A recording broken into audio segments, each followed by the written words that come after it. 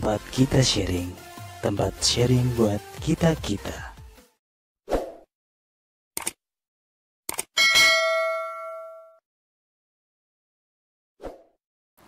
Assalamualaikum warahmatullahi wabarakatuh. Halo teman-teman semua, kembali lagi di channel yang insya Allah jadi kesayangan kita semua ya. Tempat kita sharing, tempat kita sharing, tempat sharing buat kita-kita. Tempat kita sharing, tempat sharing buat kita-kita.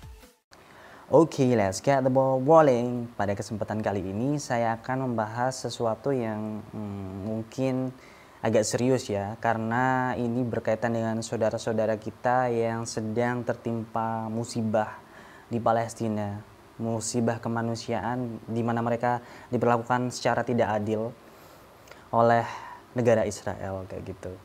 Dan mohon maaf sebelumnya kalau tidak sefrekuensi, karena saya berharapnya sih dengan saya melakukan share konten ini kita memiliki pemahaman yang sama terkait sejarah Israel dan Palestina ini, terkait bagaimana sih sebelumnya Israel dan Palestina ini. Soalnya kita tahu bahwa kita tuh kadang mendapatkan informasi-informasi yang salah kayak gitu. Jadi ada yang mungkin ngomong bahwa Israel tuh berebut-rebut Palestina, ini tuh sebenarnya punyanya Palestina, atau Palestina tuh diperlakukan secara tidak adil seperti yang saya bilang kayak gitu, atau ya banyak sekali misunderstanding atau pemahaman yang tidak utuh ya terkait Palestina dan Israel ini. Dan melalui konten ini semoga dapat memberikan sedikit at least pencerahan kepada teman-teman semua, sahabat-sahabat semua terkait Palestina dan Israel ini. Karena seperti yang di-sharekan oleh salah satu Ustadz panutan saya, yakni Ustadz Felix Xiao, mengatakan bahwa apabila kita ingin berkontribusi terhadap saudara-saudara kita yang ada di Palestina, at least kita dapat memberikan doa kepada mereka. Ada 3 hal. Yang pertama adalah doa. Kita mendoakan yang terbaik kepada saudara-saudara kita agar mereka segera mendapatkan kebebasan mereka, kemerdekaan mereka, kenyamanan mereka untuk hidup kayak gitu ya. Tidak lagi ditindas, diperlakukan secara unfair, injustice gitu ya. Kemudian kita dapat memberikan donasi terbaik kita, membantu saudara-saudara kita yang ada di sana agar mereka dapat menjalani kehidupannya secara lebih layak lagi. Kemudian yang ketiga kita dapat melakukan share. Jadi kita dapat sharing terkait hal-hal atau knowledge yang kita tahu terkait Palestina dan Israel, seperti yang saya coba lakukan sekarang ini kayak gitu. Dan sebelumnya kita harus menyamakan persepsi dulu ya, bahwa memang secara formal, secara institusi, negara yang diakui di dunia saat ini menurut Perserikatan Bangsa-Bangsa atau United Nations itu memang Israel kayak gitu. Jadi memang konsep awalnya memang kita harus paham akan hal itu dulu. Tetapi pertanyaannya kan, kenapa bisa menjadi negara Israel kayak gitu? Kok maksudnya dulu tuh ada peta-peta yang menyatakan bahwa ini tuh dulu tuh punyanya Palestina, terus semakin lama kok semakin kecil, Palestina ini semakin kecil, Israelnya semakin besar. Nah kayak gitu kan, hal-hal yang kok bisa terjadi kayak gitu. Nah itu hal-hal yang mungkin insya Allah akan kita jawab melalui sharing singkat ini yang semoga bermanfaat ya. Jadi teman-teman, negara Israel itu memang ada sebuah kota yang kita sebut sebagai kota Yerusalem gitu ya. Jadi kota Yerusalem ini memang kota yang sacred place, kota yang istilahnya sakral, dibagi 3 agama.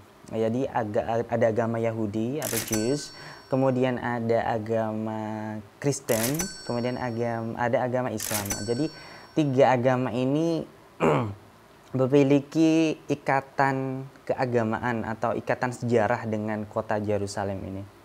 Bagi orang-orang Yahudi, orang Jews, itu mereka tahu bahwa dalam kitab-kitab mereka itu menerangkan bahwa Yerusalem adalah tanah terjanji gitu ya, the promised land yang diberikan oleh Tuhan kepada mereka agar mereka duduki, mereka kelola kayak gitu ya, Yerusalem itu. Kemudian di situ juga ada Haikal Sulaiman. Jadi Solomon ya kalau dibilangnya mereka, atau orang-orang Kristen itu bilangnya Solomon ya. Ada Haikal Sulaiman, di mana Haikal Sulaiman sebenarnya sudah hancur ya. Tinggal satu tembok. Ada Wailing Wall atau tembok ratapan yang mereka gunakan. Nah, itu ada di kompleks Yerusalem itu, kota Yerusalem.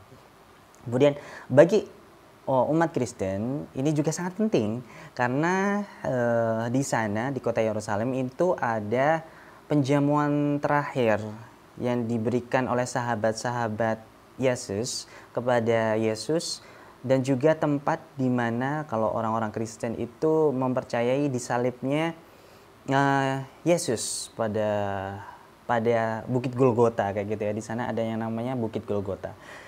Dan kalau mereka mempercayai itu, kalau di kitanya sendiri kan kita tahu bahwa area Yerusalem itu kan memang ada satu pengkhianat yang namanya Judas Iskariot gitu ya, yang mengkhianati Nabi Isa alaihissalam. Kemudian yang disalib itu Judas Iskariotnya, bukan Nabi Isa. Nabi Isa diangkat oleh Allah ke langit sampai nantinya datang, akan mau ada hari kiamat untuk memerangi Dajjal kayak gitu ya. Kalau umat Kristen pun istilahnya mensakralkan tempat ini juga. Kemudian kalau di umat Islam ini adalah di antara tempat-tempat yang memang sakral, yang harus dilindungi, yang harus diperjuangkan kayak gitu ya. Karena kita ada 3 tempat yang suci ya, ada Makkah Al-Mukarramah, ada Madinah atau Masjid Nabawi, kemudian ada Masjid Al-Aqsa yang merupakan Yerusalem ini gitu. Jadi ada di Yerusalem itu ada satu kompleks ya, satu kompleks yang di sana itu ada The Rock Dome gitu. Kemudian ada beberapa tempat yang memang tempat itu disakralkan oleh 3 agama ini gitu. Ada Islam, Kristen, dan juga Jews atau Yahudi kayak gitu. Nah, terus memang kalau memang sudah kita tahu bahwa satu tempat, satu kompleks area ini memang sakral, terus kenapa Israel kok sampai sekarang itu mencoba untuk menguasai, atau malah orang-orang Palestina yang ada di daerah sana, orang-orang Palestina yang ada di West Bank, atau orang-orang Palestina yang memang dulu daerah itu Filistin, diusir, diperlakukan secara tidak adil. Nah, kita akan memulai ya sejarahnya. Kita tahu konsep itu dulu tadi yang setelah saya sebutkan, bahwa dimulai dari Nabi Adam sampai adanya Bani Israel, di mana diawali dengan adanya Nabi Yakub alaihissalam. Kita tahu bahwa Nabi Yakub ini memiliki banyak anak, ada 12 anak, di mana salah satunya itu yang terkenal Nabi Yusuf alaihissalam. Jadi Nabi Yakub itu mempunyai 4 istri, dan 4 istri ini memberikan 12 anak, dan salah satunya Nabi Yusuf yang hidup juga di area zamannya Fir'aun ya. Jadi Nabi Yusuf ini hidup di zaman Raja Fir'aun. Dan setelah Nabi Yusuf ini kemudian ada keturunannya Nabi Musa alaihissalam, Moses ya, Nabi Musa alaihissalam, dan juga Nabi Harun alaihissalam. Dan pada waktu itu Bani Israel kan di zamannya Fir'aun itu diperlakukan secara tidak adil juga ya, memang kebalikan dari yang sekarang. Kalau sekarang kan orang-orang Yahudi, Bani Israel kan benar-benar memberikan sesuatu yang tidak adil pada orang-orang lain. Tetapi kebalikan, dulu itu mereka diperbudak oleh Raja Fir'aun kayak gitu. Jadi dia memang exactly punya dendam sejarah sebenarnya. Tapi yang perlu kita tahu juga bahwa orang-orang Bani Israel ini memang memiliki ciri khas. Mereka itu orang-orang yang suka buat onar gitu loh. Mereka itu orang-orang yang kalau berdiam di satu daerah itu mereka nggak akan akur dengan orang yang punya daerah tersebut. Makanya banyak sekali toh kalau kita meruntut ya, ada maksudnya orang-orang Yahudi dengan orang Jerman, orang Yahudi dengan orang Austria dengan orang Australia, itu mereka ada masalah-masalah karena mereka memang diberikan karakter oleh Allah itu orang-orang yang suka buat onar gitu. Jadi istilahnya nggak betah lah kalau deket mereka lama-lama gitu ya. Dan pada waktu itu Nabi Musa alaihissalam, balik lagi Nabi Musa dan Nabi Harun, terutama Nabi Musa itu mendapatkan ilham dari Allah bahwa setelah Nabi Musa mengalahkan Firaun kayak gitu ya, orang-orang Bani Israel ini dikasih tempat oleh Allah Subhanahu wa taala melalui ilham kepada Nabi Musa yang di area yang kita sebut dengan Israel sekarang ini, yang mengkerucut itu ya areanya. Itu tapi sebelumnya area itu tuh sudah dihuni oleh satu bangsa yang mereka memang orangnya tinggi besar gitu ya, orang juga agak kasar-kasar gitu, disebut dengan orang-orang Filistin kayak gitu. Jadi sebelumnya itu adalah area yang dimiliki oleh orang-orang Filistin. Nah, kemudian Allah memberikan tempat itu, the promised land, kepada orang-orang Yahudi, orang-orang Bani Israel untuk tinggal di sana. Tetapi pada waktu Nabi Musa alaihissalam menyerukan hal tersebut untuk, bukan istilah yang merebut ya, apa istilah yang lebih enak ya, pokoknya untuk tinggal di area itu, mereka tuh tidak mau memperjuangkan tempat itu. Mereka istilahnya malah ungkang-ungkang kaki. Mereka orang-orang Yahudi nih, Bani Israel nih bener-bener jengkelin gitu ya, ketika sudah Allah memberikan mandat, istilahnya memberikan wahyu untuk tinggal di sana, untuk memperjuangkan tempat itu, tapi mereka memang ya ogah-ogahan. Misalnya kepada Nabi Musa itu bahasa singkatnya itu, simpelnya tuh, ya udah lu aja yang ngerebut atau nempatin tempat itu, gua mah nggak mau, kalau mau di tempat itu ya silahkan gitu, istilahnya gitu. Dan alhamdulillah Nabi Musa memang sudah menaklukkan, membebaskan kota itu, tapi tetap ada orang-orang Filistin di sana.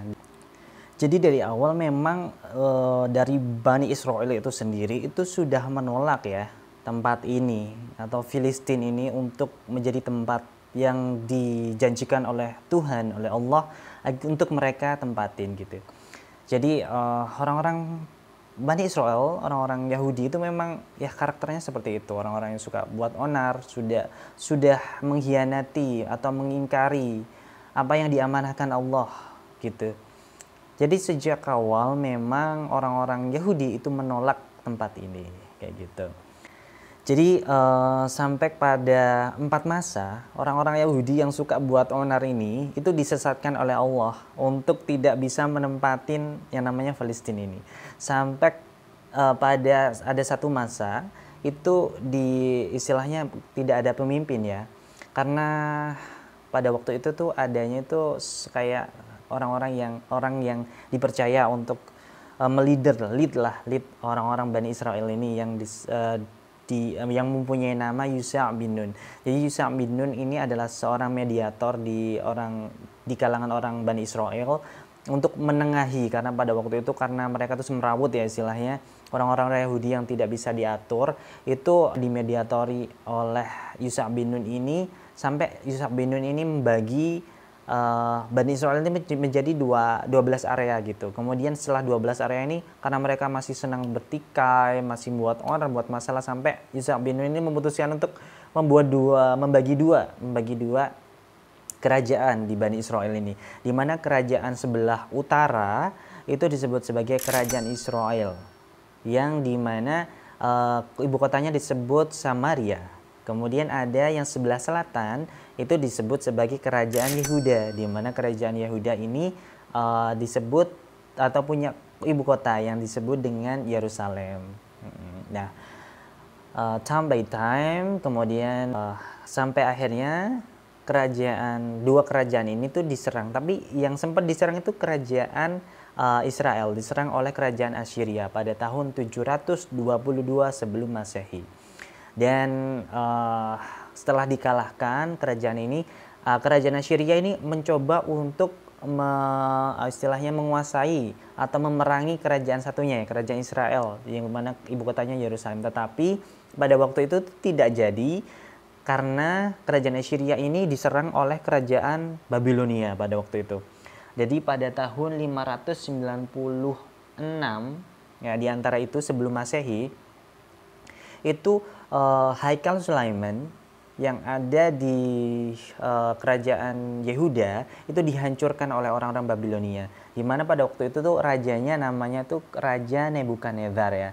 Jadi Raja Nebukadnezar itu memerangi kaum atau kerajaan Assyria tadi sampai Assyria kalah, kemudian merebut kerajaan Israel tadi dan juga merebut atau menaklukkan kerajaan Yehuda. Sampai akhirnya karena memang mungkin orang-orang yang ada di sana itu benar-benar jengkelin sampai Haikal Sulaiman yang merupakan situs yang berharga gitu ya, itu dihancurkan pada tahun 596 sebelum Masehi kayak gitu. Jadi for your information, memang Haikal Sulaiman itu sudah pernah dihancurkan, diluluh lantahkan gitu ya oleh kerajaan Babilonia yang dikuasai yang rajanya namanya Nebukadnezar kayak gitu. Sampai akhirnya setelah itu kerajaan Babilonia ini dikalahkan atau ditaklukkan oleh kerajaan Persia pada tahun 539 sebelum Masehi oleh Raja Cyrus pada waktu itu. Sampai akhirnya pada tahun 516 sebelum Masehi yang dipimpin oleh Raja Darius Agung itu membangun lagi Haikal Sulaiman. Jadi itulah adalah Haikal Sulaiman yang baru ya, bukan original Haikal Sulaiman istilahnya. Nah, Haikal Sulaiman dibangun kembali dan jadi Haikal Sulaiman yang baru kayak gitu ya. Sampai kemudian ada fase di mana kerajaan Persia ini diserang oleh kerajaan Romawi, di mana pada tahun 70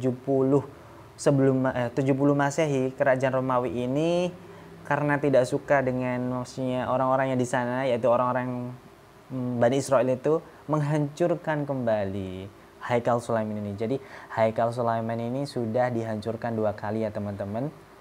Dan pada waktu penghancuran yang kedua ini tinggallah satu tembok yang disebut saat ini adalah The Wailing Wall atau tembok ratapan yang digunakan oleh orang-orang Yahudi, orang-orang Bani Israel untuk menyembah Tuhannya kayak gitu.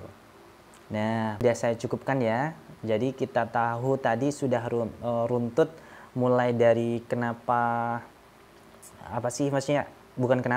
mulai dari runtutan dari Nabi Yakub yang merupakan dijuluki sebagai Bani Israel, kekasih Allah yang artinya kekasih Allah gitu ya, kekasih Tuhan, sampai pada tahun 70 sebelum Masehi di mana orang-orang Bani Israel itu decline-nya karena mereka dikuasai oleh bangsa Romawi, bangsa yang benar-benar kejam pada Bani Israel, sampai terjadi diaspora secara besar-besaran pada orang-orang Bani Israel, orang-orang Yahudi gitu ya. Mereka ada yang lari ke Jerman, mereka ada yang lari ke Austria, ada yang lari ke Australia kayak gitu. Nah, sampai di situ dulu ya pengetahuan kita atau sharing saya terkait Israel dan juga Palestina itu. Jadi saya ringkas saya utarakan secara ringkas bahwa memang pada awalnya itu yang dikasih tempat ini oleh Allah Subhanahu wa taala itu adalah Israel, dikasih tempat di Filistin itu. Tetapi orang-orang Filistin itu orang-orang Israel itu sudah mendinai atau sudah tidak mau pada tempat itu kayak gitu. Dari awal in the first time itu sudah memang ditolak. Jadi karena sudah ditolak kayak gitulah istilahnya, dan masih ditempati orang-orang Filistin di sana. Jadi memang yang dari awal Allah sudah memberikan mandat tetapi diingkari, istilahnya dikasih amanah tapi diingkari, sampai akhirnya memang sudah menjadi hak orang-orang Filistin di sana kayak gitu.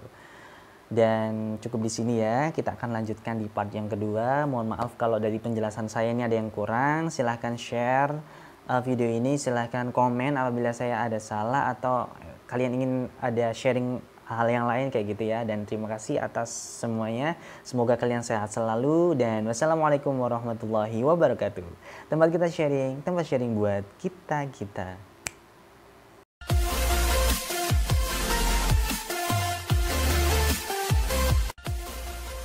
Tempat kita sharing, tempat sharing buat kita.